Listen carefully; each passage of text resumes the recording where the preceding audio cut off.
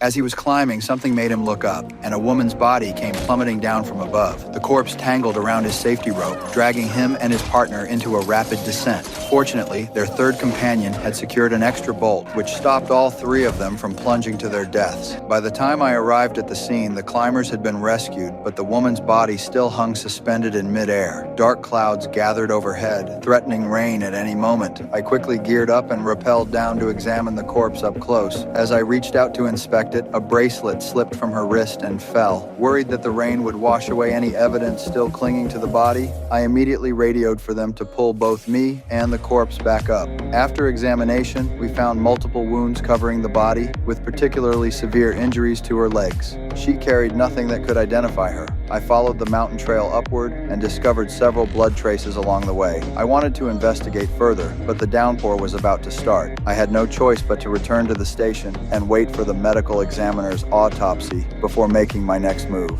The ME discovered a small gold X tattoo on the girl's wrist. While we couldn't yet determine her exact cause of death, I was certain of one thing. This was neither suicide nor an animal attack. Her feet were covered in lacerations and bloodstains. Clearly, before she fell, she'd been running on foot for quite some time. Who was she running from? What was she so afraid of? With a head full of questions, I returned to the mountain that night and searched until I found the bracelet she'd dropped. Early the next morning, I went back into the wilderness to continue investigating her identity. Outside a hunting cabin, I spotted a bloody footprint, followed by rope that had been used to bind a wound and a strange symbol carved into the wood. My guess was that by the time the girl reached this place, she was already on the brink of death. So why would she waste precious energy leaving behind this symbol? Just then, my female colleague noticed another symbol. She instinctively pushed the door open, and a black bear lunged at her.